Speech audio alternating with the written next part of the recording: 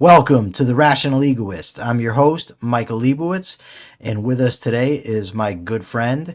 He is an entrepreneur. He owns his own hair braiding company called Freedom Braids. He's also a speaker, a regular guest on podcasts, and he was one of the former inmates that was featured, or actually, it was two other were still inmates, but he's the former inmate that was featured in a recent HBO documentary called Nature of the Crime. Carlos Rebollo, welcome back to the program. Thank you for having me again, Mike. So, I want to start with your experience while you were incarcerated. And I want you to tell me the things in prison that helped you to become rehabilitated, more than just rehabilitated in the sense of not committing crime. But I want to know, what about prison prepared you for how successful you undoubtedly are now, and what in prison stood in your way? Well, I can definitely say that nothing about prison helped me. A lot of people tend to say things like, if you go to prison or you need to go to prison because you're out of control or, your life can dramatically change. But there's nothing magical that happens when you come to prison that transforms you as a person. There's work that has to be done, there's insight that has to be made, just a ton of challenges that have to be undertaken in order for you to start the process. But 15 years old, sentenced to 45 years in prison, and started to believe in the rehabilitation system that had been set up. And until I met you guys, I thought I was well on my way. And Okay, you can't just say you guys. no, I know you and Brent McCall actually opened my eyes and told me that, the programming, given the expectations that were set and how easy they are to accomplish, wasn't doing very much in preparing me for the real challenges that would await me once I got released. So under your mentorship and Brent's as well, I started to actually take on this process of learning about philosophy, morality. Um, I think what really hit the nail on the head for me was the application, not just the reading, but every day, putting out examples about wrong and right behaviors. With Brent, I was able to get exposed to what it meant to have a great work ethic, to learn about carpentry, to be on time, to learn time management, to care about quality, the customer that's doing the orders, so on and so forth. But I can say that nothing in prison prepares anybody to be released. And it was because of you guys and your mentorship that I was able to actually wake up and say, there's a lot of work that needs to be done beyond what the Department of Correction has presented me with. So you mentioned Brent McCall, carpentry, and work ethic. So tell us a little bit about that. Where did excuse me, where did Brent teach you carpentry? Where was he able to advise you and coach you on developing a work ethic? And what was the experience like? So yes, prior to being incarcerated at the age of 15, I had no prior work experience at all. So I learned how to braid at the age of 16. So I think it was 12 years later I met you guys. And by way of meeting you, Brent was able to also, be introduced to me as well. But he took interest in me because he saw the intricate designs that I was doing on other people's hair. And he told me that it looked like I had good spatial reasoning skills. So if I wanted, he would get me a job at the in carpentry, and that he would teach me everything that I knew. So when I went over there, he couldn't be more wrong. I had no idea about what real spatial reasoning skills were at all, because he was operating on a very technical and advanced level when it came to carpentry. But it was working with him that I was able to learn how to be on time, how to actually, prepare a project, thinking ahead of time before we even started it, so that everything could go smoothly. But basically, that was it throughout 7 years working with him, learning the difficulties of waking up every day in the morning, working 10-hour days, caring about your work, putting forth a good product, and also, expanding your mind to see what you're capable of creating once you actually use it. Now, Brent, two things. One is he's absolutely incredibly talented when it comes to carpentry, but also just art in general. But he also has a sick work ethic. And what was that like? Tell us a little bit about his work ethic. I mean, it was from start to finish. We would get a blueprint, for example. He would sit down, go over the blueprint. He would not take it as a given that the blueprint would be correct. And he would point out errors, take it back to the supervisor and say things like, if we built it this way, these are the kind of difficulties and problems that the project faces, and the client will not be happy with it. So I think we should change it. The supervisor will go back to the guy who did the blueprint. They would communicate, figure out exactly, what needed to be changed according to Brent's, suggestions. And then they would tell Brent that he could go forward and change it. If they couldn't come up with something, Brent would then change it, sit down, sketch out a blueprint, send it back. I mean, the thing was incredible. And then, the whole planning ahead, sitting down, making measurements before anything was cut, thinking about how things would go together, how it would look aesthetically, and then putting it together. It was incredible for me to see us both working on projects and the efficiency and the quality that was being pumped out compared to 5 or 10 guys working across from us, because they weren't using the same principles, and watching them chase their tails, messing up projects, losing time. And we were just cruising the whole time. So just seeing everything from start to finish with him was very impressive. Okay, now I want you to back up a little bit. When you really start putting forth the effort to become a better person, and I want you to include both your everyday block experience and your experience working at Industries with Brent, and tell us about some of the major obstacles that that stood specifically in your way, but in inmates' ways in general if they want to make themselves better people. Okay, so first, I can say that I shut down my mind completely to the point where I wasn't allowing any questions at all. And that was very difficult for me because it only left my emotions open to me. So, at the mercy of my emotions, I took for facts anything that I would feel. I wouldn't evaluate it, I wouldn't question it, nothing. If I felt a certain way, whether it was anger, whether it was happiness, joy, whatever, I just took it as a given. This is good because it feels good. This is bad because it doesn't. Um, but I remember asking myself one question, and it was, if the world is the problem, like I say it is, why am I the one who's always in trouble? So it was the first honest question that I had asked myself in a period of, 10 years, I think, because it was around 8 years old.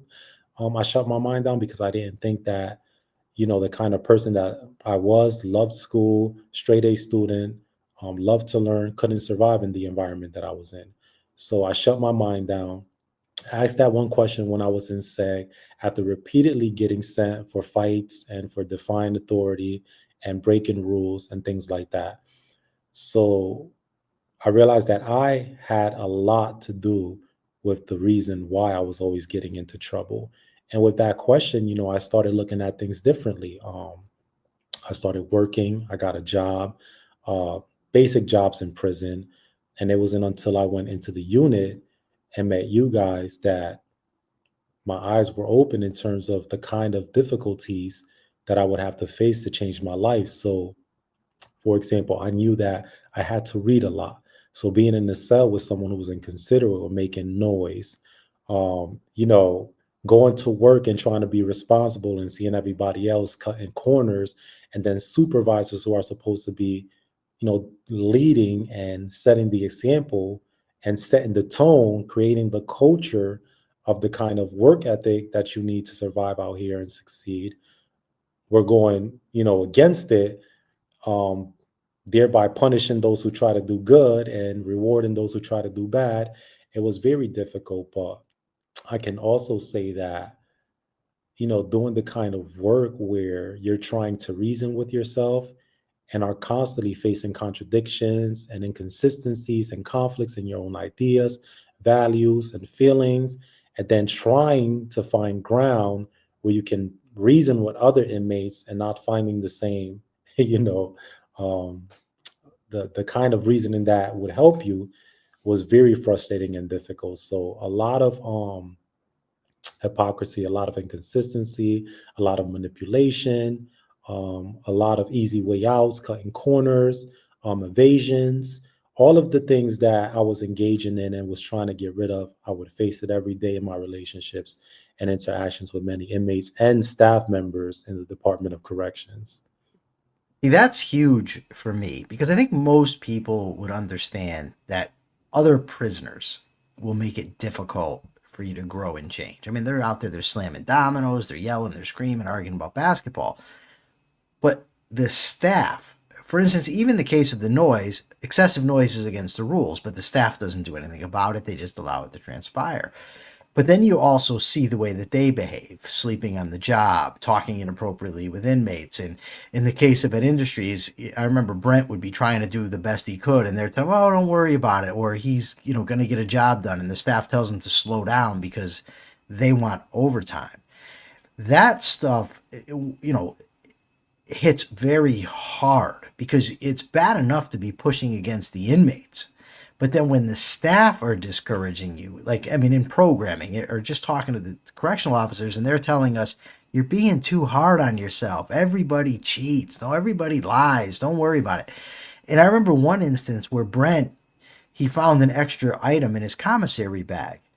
And he went to the commissary worker and said, "Oh, hey, look, this was given to me. I just want to return it." And the guy looked at him like he was crazy. Like, why are you giving back free stuff?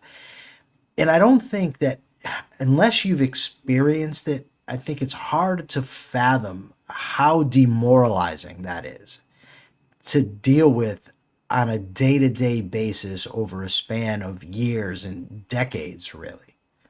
Yeah, not only if you don't experience it, but if you don't know what the stakes are. For example, at the age of 15, I almost killed an innocent person.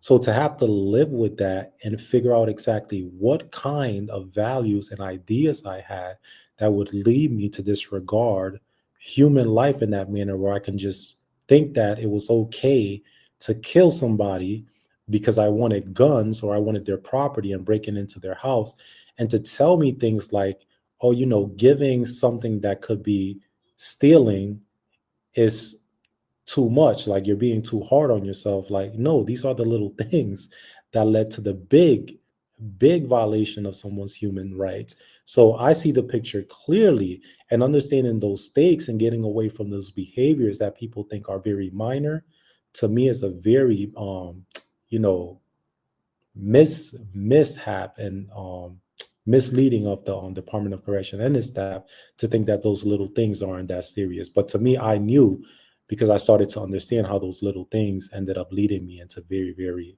dangerous behaviors.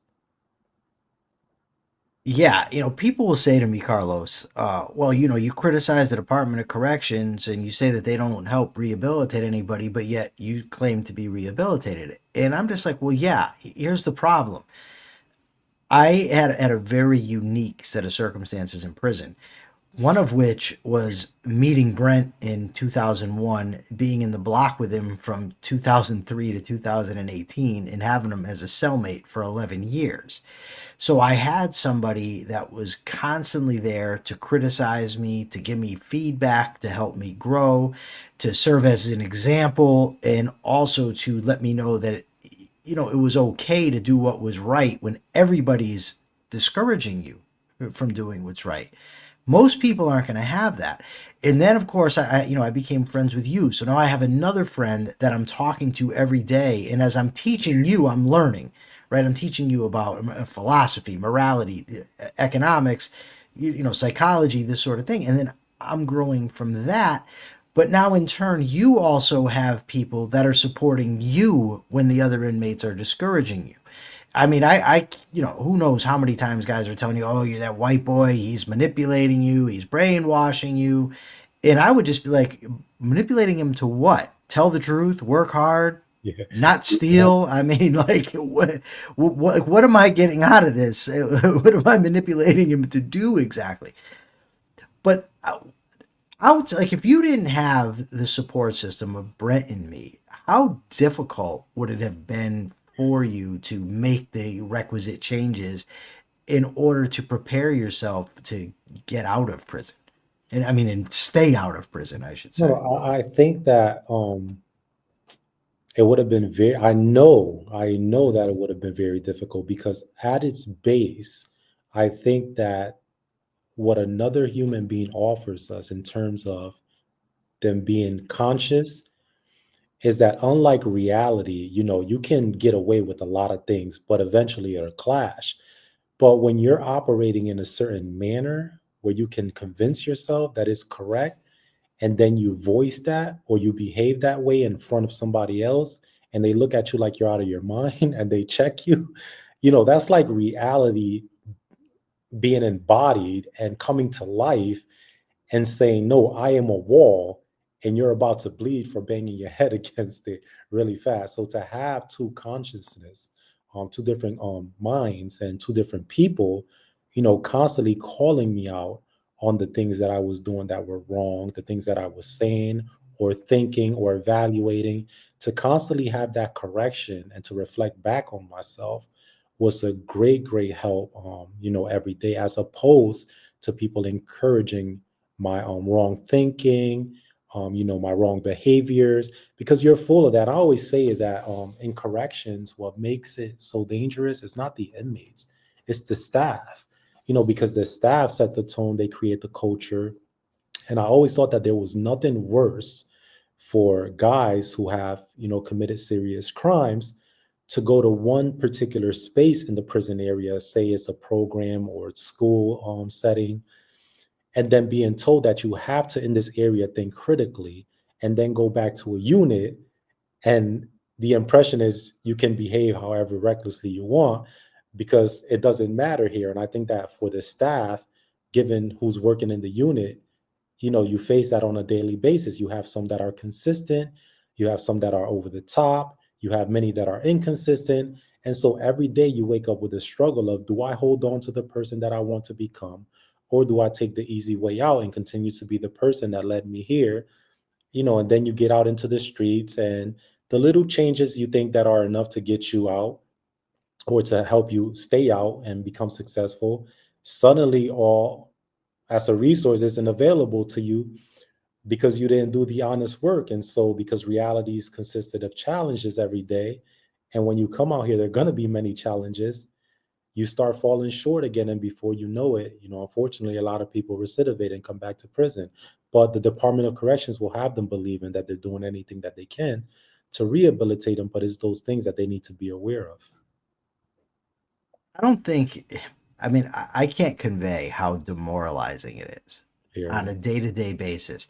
When you see guys sneaking out of their cells, nothing happens, nobody cares. Gambling in plain sight, nothing happens, no one cares. I mean, I've been in blocks where the whole block smelled like alcohol because inmates were making their own alcohol.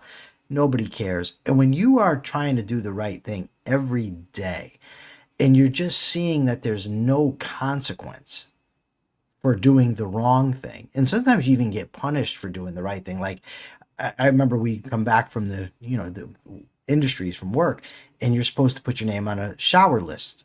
And so Brent and I would put our name on the shower list and lock up. And that was what you're supposed to do. But nobody else would do it. And there'd be no consequence. So the only thing that happened for doing the right thing is we either got to shower last or we didn't get a shower at all. And again, the problem is this happens day in, day out, over and over and over again. And it just can really drain the energy out of you and really do, if you don't fight against it, it can damage your sense of justice, that there's justice in the world. Yeah, and I can even say that in terms of like putting it like in a more concrete example of right and wrong.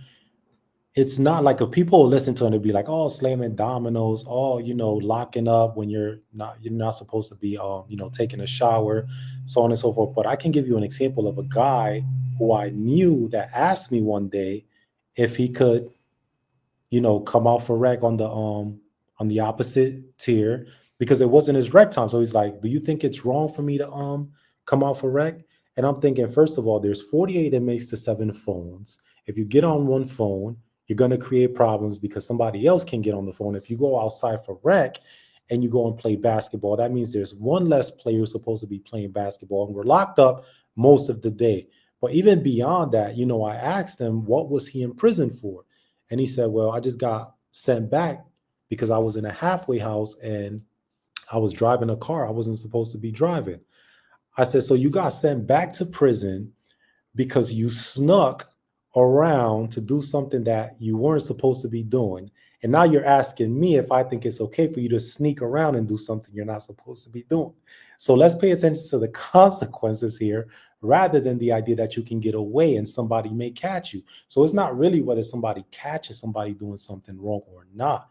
It's that they continually convince themselves that it's okay to do so if they're not caught, when the mentality, the mindset that's being put in motion over and over again is, I can do wrong at no cost to myself if nobody actually sees me.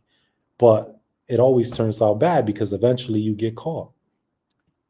One of the harder things that I dealt with in prison was when Brent went to parole. Now, look, Brent was in prison. He shot a police officer, and he also committed bank robberies. So he did bad things, and there's no excusing it, and he certainly would not try to excuse it. So he's going to parole, and if he made parole, he wasn't going home. He was going to federal prison for 15 years. So he wasn't going right out to the street. And he had been in prison, I believe, I want to say 22 years at the time. So he'd already done 22 years.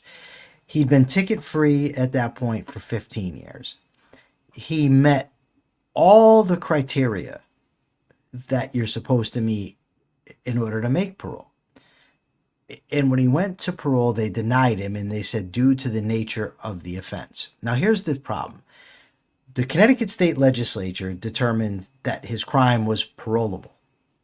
So then the parole board basically usurps legislative intent and says, no, this isn't a parolable offense because they're doing it because of the nature of the crime. But on top of it, I can't tell you how many murderers I know that have made parole. So if somebody wants to say, well, look, the guy shot a cop, he deserves to be in prison. Okay. But understand that in comparison to what other people have done and are getting out of prison for, it's absolutely absurd. If Brent had shot a 15-year-old black kid in Hartford or Bridgeport, I'm absolutely convinced he would have been out of prison a long time ago. Right? So because of the nature of the victim, and I understand, look, you want your police officers to be safe. So do I.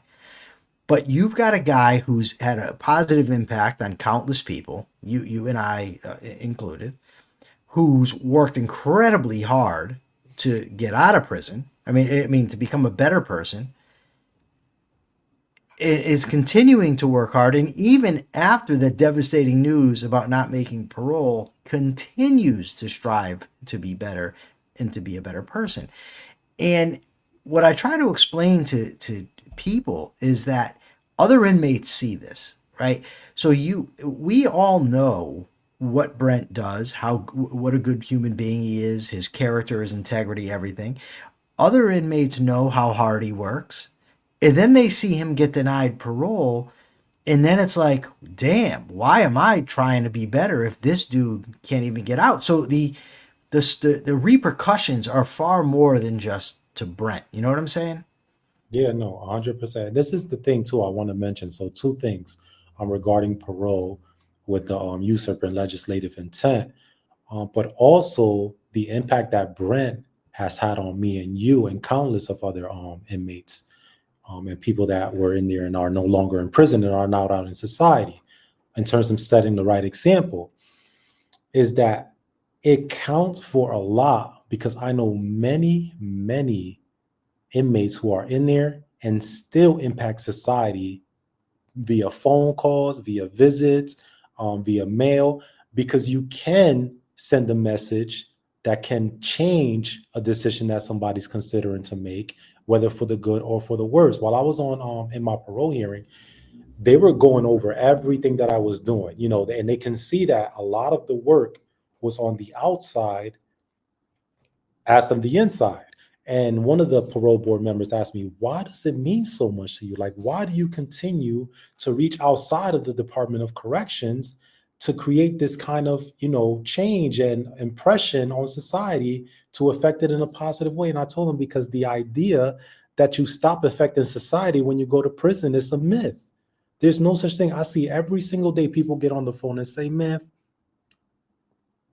beat them up or get them, or as much as I see men saying to their children, don't do this, do it this way, do it that way. So, that counts for a lot. The fact that you're sending men out better than they were than when they came in goes for a lot. But also in terms of the legislature usurping, the parole board usurping the legislature, I would say that given that the staff in the Department of Corrections, for the most part, undermines rehabilitation and completely throws out the window the example of being a model citizen represents, for the parole board to stand there and serve as representatives of society in terms of law-abiding citizens, to be under a law that instructs them, for example, to make a parole offense eligible for parole, and then say that this very offense is enough to get you denied, and to say that, what is the term that they use, Mike? They say to release you would so deprecate the offense as to undermine the respect. Yeah, there's something like that. The seriousness of the offense. Yeah, and I'm thinking to myself, wait a minute.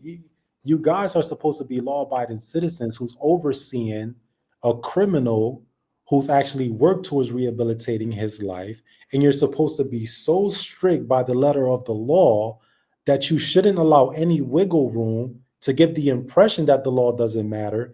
And here you are undermining that very law that's supposed to be instructing you. So, and this is so bizarre to me, because in the state of New York, right, there are laws that are clear, just like in any other state. If you commit such and such crime, the guy being convicted knows that there's no hope for parole. But for other offenses, the crimes are parole eligible.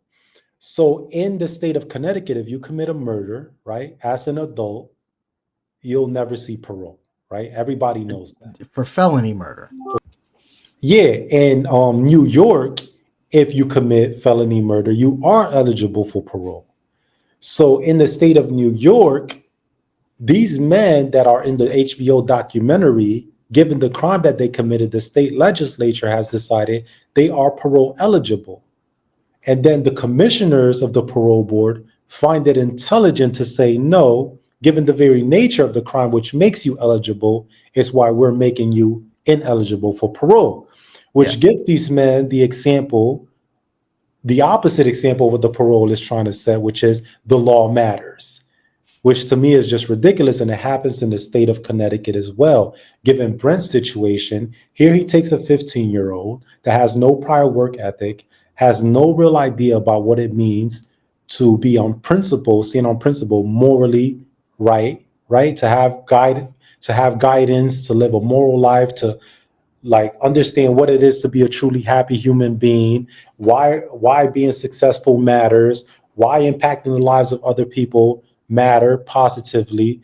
And they say, you know what? No, it's just the very nature of the crime that we're going to deny you, and everything else goes out the window. Whereas the very nature of the crime that leads us here to consider other factors that may require us to consider sending you to the federal prison, because it wasn't even his freedom that we were talking about. Right. And to me, that's very, very grotesque. It's just heinous to me. And I think that the film. Don't go to the film yet, because we're going to get there. Okay, got you. Okay, but I want to just, before we get there, I want to talk about something that in Connecticut, shortly after Brent was denied parole, they I don't know if it was by law or if it was just by practice. I think it was just practice, is they really ramped up giving sentence commutations, letting people out of prison early. And a lot of the guys that they let out early were in jail for murder. Yes. Now, one of the things that frustrated me about this was seeing the names on the list. And a lot of them I knew, and some of them I knew were not rehabilitated inmates, right? I mean, there was one guy who used to make fun of me for doing the right thing, but now he got a commutation. So what ends up happening, and there were some inmates I knew who I thought deserved commutations, but were denied. So from the perspective, if you want to have a well-functioning correctional system, you have inmates seeing somebody like Brent absolutely just denied parole, and they told him don't ever come back.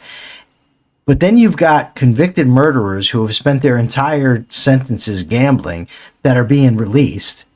Then you have other guys who are trying to do what's right, getting denied, and inmates just can't make any sense of this. And if the idea is that we have what's called the general deterrence, right? That if you see other people punished, you won't commit the same crime because you don't want to be punished also. But the reverse also happens. When you see people getting rewarded for doing what's wrong, why change? When you can't make sense, when there's no rhyme or reason to why people are getting out of prison, what the hell? Just roll the dice. And I can't tell you how many inmates told me that nobody understood what the criteria were. Now, you benefited from a commutation yourself. You got one, but I'm sure you're familiar or aware of what I'm talking about. No, and that's the thing. Like, I was asked on a recent interview with Radio KCRW, Madeline, I forget her last name, but she asked me, Carlos, were you prepared for the parole hearing? Did you know, or did you have any idea that you were going to get released? And I told her, listen, I went in at the age of 15. I was a Yale student. I was a University of New Haven student. Wait, hold on, Carlos. You made it sound like you were a Yale student when you were 15. No. I went to prison. I became a student of the Yale Prison Education. Much later. Program. Much later, while I was in prison, they partnered with the University of New Haven to offer us college credits towards an associate's. I got an associate's degree in psychology. I have accomplished so many things while I was in there, right?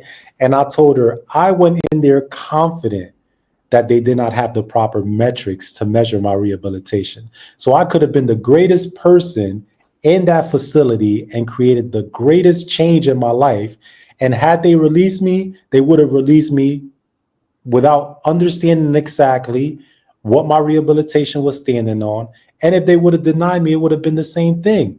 So, the certificates themselves don't say a lot because the programs there, the standards are very low to meet them, to achieve the expectations that are required of you. I mean, I went up with 50 certificates, and then the guy next to me, he said he was going up. I said, well, how many programs have you made? He had as many certificates as I had, and he was making Pruno, which is alcohol, every night and getting drunk, and he got out. He got the commutation. So my only point is they do not have the proper metric system to gauge either side, whether somebody's really rehabilitated or not. It doesn't matter because, I left there not feeling like I was clearly seen at all. To give you an example, this is the kind of power that they wield irresponsibly given their position.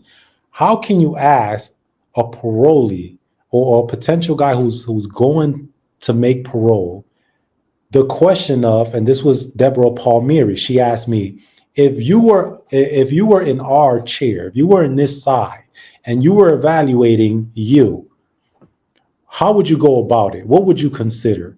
And I'm thinking, what kind of question is this to determine my rehabilitation?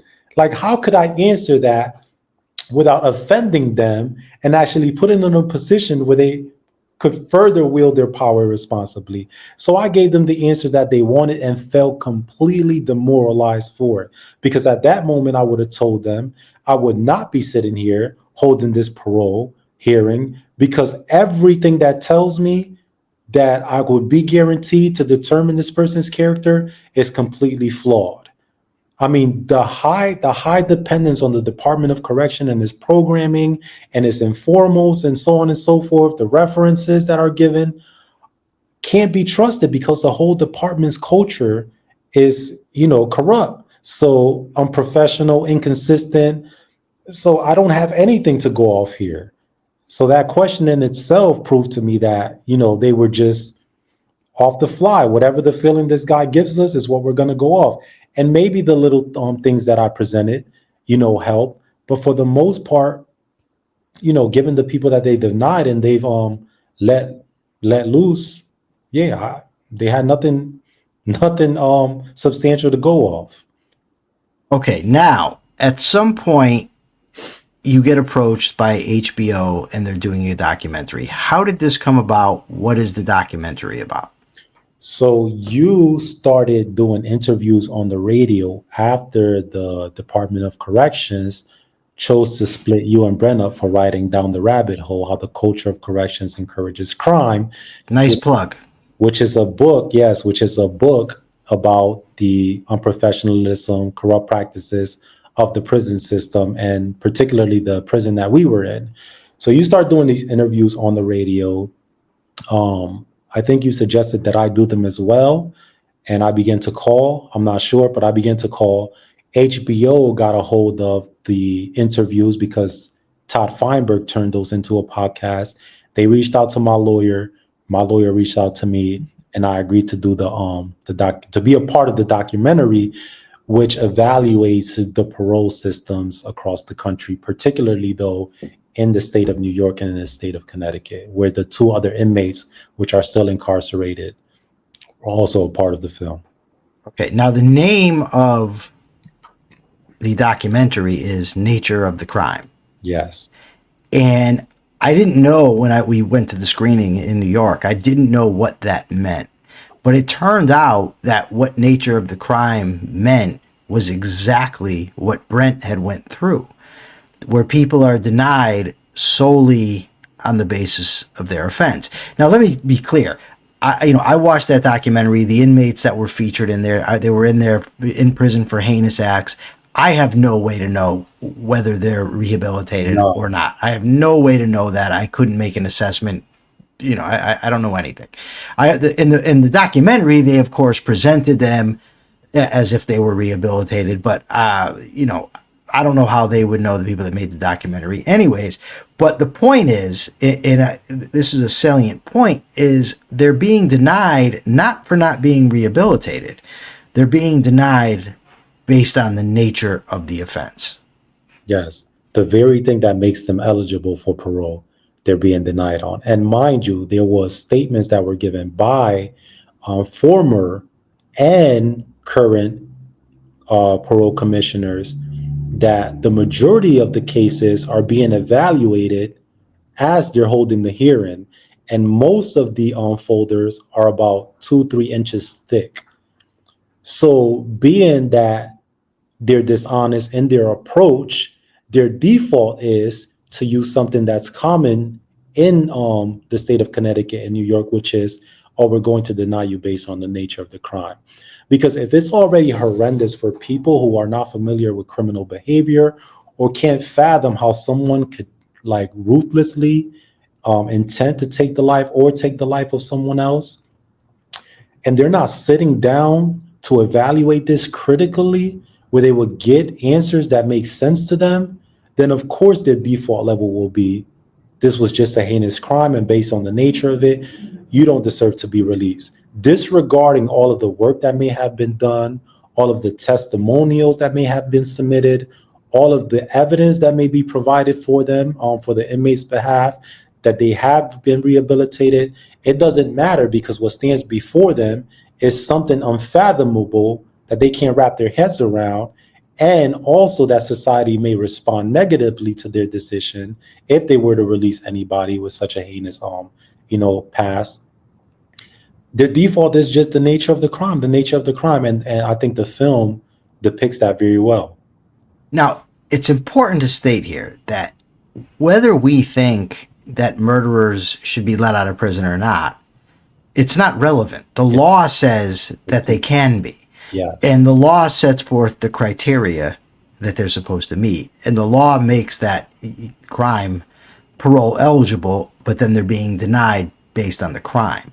So we could very well think, look, you commit murder, don't ever get it. You should never be allowed out of prison. But then that's what the law should be. We're supposed to be a nation of laws, not of men. And what that means is men and women are not supposed to be making arbitrary decisions. Yeah, and obviously the legislature sat down and Right. thought that the murder of a police officer was not so heinous as to determine readily that someone should spend the rest of their lives in prison. That's in the New York case. That's not Brent. Brent That's didn't in commit New the York. murder. Yeah, that's in the New York. In the state of Connecticut, is the opposite. No matter who is murdered, the legislature in Connecticut sat down and said, no, we don't care. You're going to spend the rest of your life in prison. Right. So given those examples, and also the fact that these people that are representing the state of New York and of Connecticut are saying, we stand here as representatives to uphold the law and take it seriously so that you can understand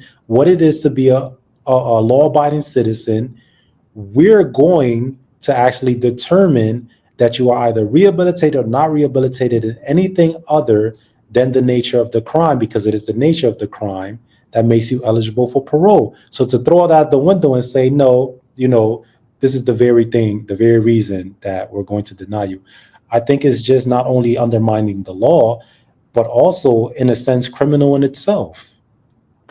Carlos, before I let you go, how grateful are you to Brent?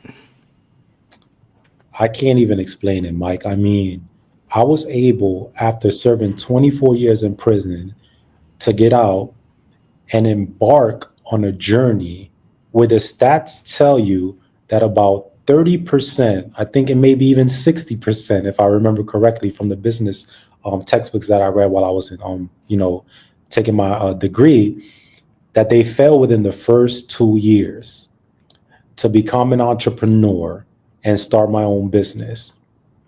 And I lie to you not. While I was in my first salon and I was watching all of these women do the things that were not being done by the examples that Brent taught me while I was working with him for 7 years, and I chose to do the opposite of what they were doing, pass out business cards, stop every car I could, every person, care about my work ethic, know that the clients matter, take advantage of all of the tools, skills, and information that I have about other entrepreneurs that I've read about, and understanding how important it is to start from the bottom and not skip any steps to try to get to the top, so that when you're in the hill and you're thinking about how to get back down, you have no clue. I mean, it's been incredible to apply all of the things that he's taught me and to see it result in so much success and so many people being inspired by it, and also other people taking on the challenges that they gave up on in terms of fulfilling their dreams. I mean, the response is not just about braiding hair. These people are telling me that they're inspired by my story, that they're not going to give up, and they're going to take on the very things that they had planned in their lives. And this is across the world. I'm not just speaking about the state of Connecticut. I got people from Australia telling me that I'm impacting their lives. And to think that a person who's being told over and over that they're not worthy to be integrated back into society by a board that doesn't have the proper metrics to determine that, to me is very, very hurtful. But I carry Brent in everything that I do, in every challenge that I undertake, and every failure that I face that shows me how to go back, reset, and actually try to fix it. Bar none, this man has been incredible in the examples that he set to me. Awesome. Thank you. And by the way, I finally got my, I don't think you can see it because of the light, but my business cards. I see it. Awesome. All right, Carlos, where can people find you? People can find me on Instagram, on Facebook, and on TikTok. But mostly, if you want to book your appointment, you can find me on Booksy, on Freedom Braids. Prices, services, and availability are readily available. And guys, trust me, you'll get the best and most comfortable braids you've ever had in your life. You are a wizard. I'll give you that. Carlos, I love you, buddy. Thank you so much for being here, man. I love you too. Appreciate it. Thank you so much. For now, this is the Rational Egoist signing out. I'm Michael Leibowitz. Till next time.